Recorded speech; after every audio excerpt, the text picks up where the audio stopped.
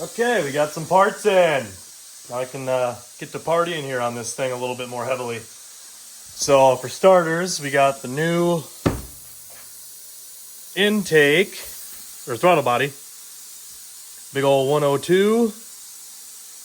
Pretty pumped about it. Yeah, before I just rocked the LS1 throttle body and intake, and it's like a 55 mil throttle body and inlet. So this is going to be a pretty nice jump.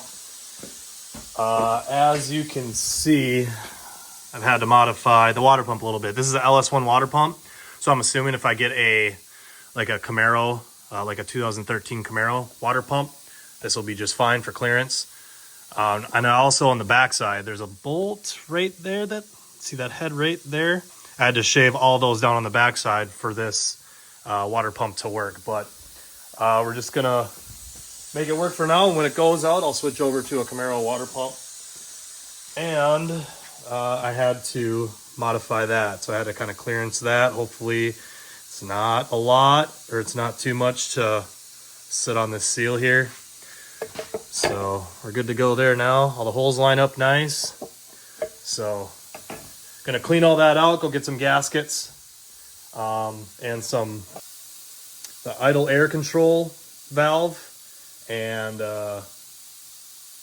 I forget what the other one is. Got the Terminator. Whoop, whoop. Big piece of the puzzle here.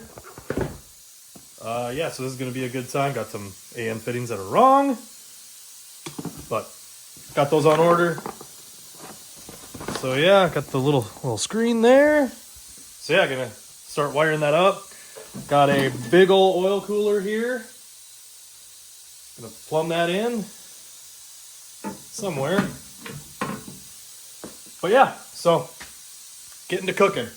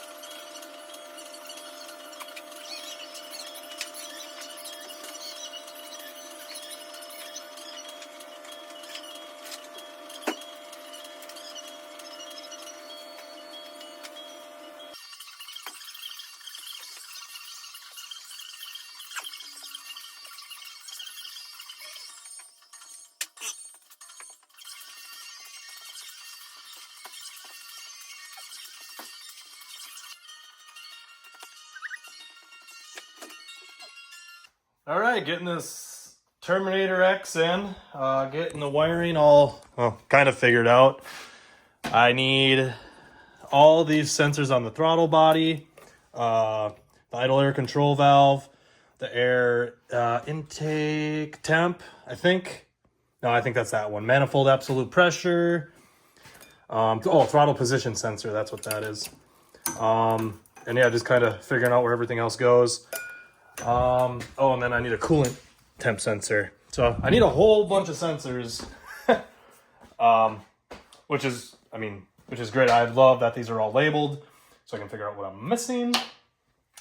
So that's pretty nice. Got it all fished through here. Got it all kind of fished around, kind of connected onto stuff that I have. And then got the ECU right there, kind of plugging it in, putting it together. And then, since this seat doesn't recline anymore, I gotta try to get back there to feed the power wire straight to battery. So it always has power, always has a save memory kind of a thing. So, yay me, I get to figure out how to fish that through and get it to the battery here. Joys.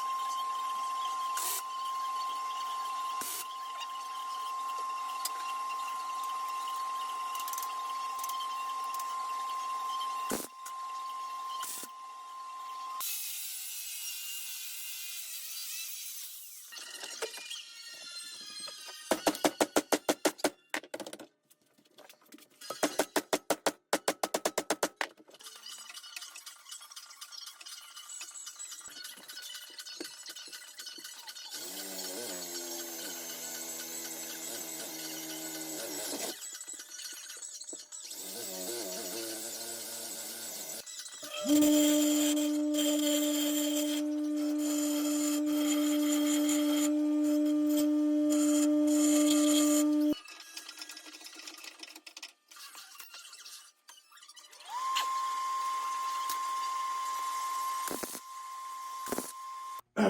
you can see, getting this intercooler all tacked up and ready to fully weld in. This is going to be replaced, so it's kind of just like a block for the intake.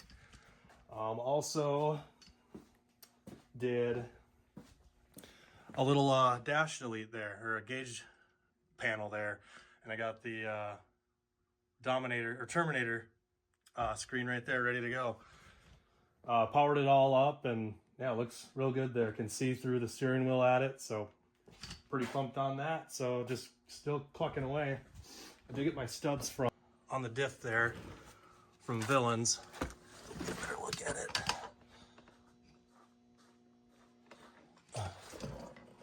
So got those in, got the axles, the 350Z axles in, got the drive shaft hooked up, and no more leaks. The diff was leaking. I put it up already, and I just put the top on it, and I didn't put any sealant on it. So I got it up there, leaked everywhere, and I put it back down and took it off and put the sealant on it, and now it's not leaking anymore, so we're good to go there. So rear end is almost done. Just got to hang the exhaust, as you saw, and yeah, just picking away at shit. It's going well. It's a nice warm day out. It's April, no, not April, it's March. Late March. But it's going well.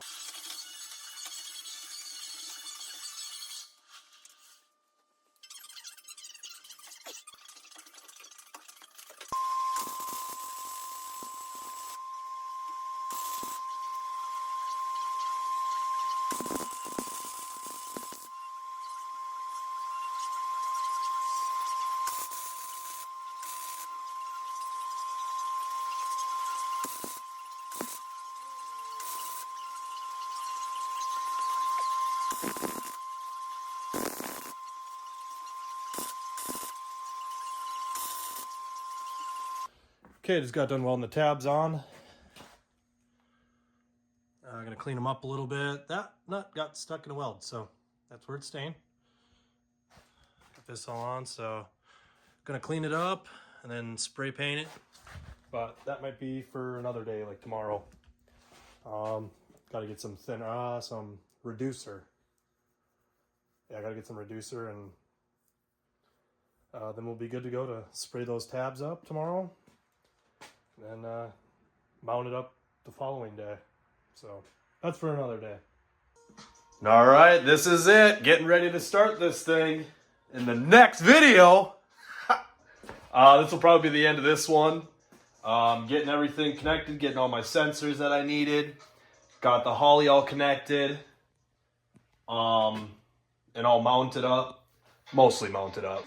Enough to start it up and make sure everything works and go through the programming and make sure all that's set. We got an oil cooler here, all mounted up. I should have did my research and got the right dimensions so it would sit nice and square here. But nope, I didn't. I just ordered the first one I saw and I figured I'd have enough room. No, I don't.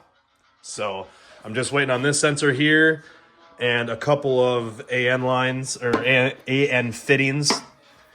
I was a couple short, and yeah, just figured all that out. Oh, I need two more of these fittings here. These are the weirdest fittings that go into this thing. So since I'm upgrading to 10 AN, these are all 8 AN up here. So I will, I'll need to get all that converted over and whatnot. So, and it's like 70% done with the oil lines. So got as far as I could. Well, actually David and Crystal and Ryder came over and Sarah, and we all just kind of hung out and kind of putzed around with getting this thing done. My idle air control, throttle position sensor, coolant temp sensor. Yeah, so we're ready to start. I do need to throw, obviously I need to throw oil in it because I don't have a line right into the bottom of the pan. So if I put oil in it, it would all probably drain out. So got the exhaust up, got the drive shaft on. Gonna be starting it here in the next video. Be all ready to go.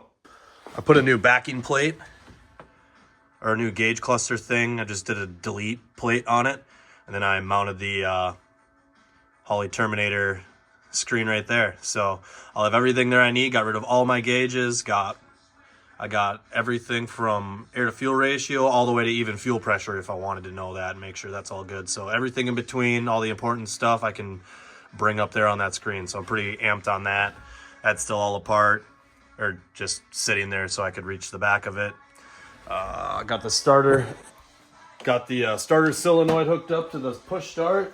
So yeah, we're all ready to go. We'll start it up, make sure everything's good, make sure we got no leaks. And then we'll, tie all this stuff up real nice and out of the way. This, as you can see, was kind of tight, so, we can move it down there and then once we get it all tied up. So, yeah, we actually we turned over the motor just to, I don't know, just get a little bit of motivation. And, yeah, it turns. So, there is a little bit of knocking when we're turning it over. And I think it's because the transmission's actually hitting the trans tunnel. So I might have to do a little bit more clearancing there. So here we go. Here's the inside. Looking good. That's it for this one.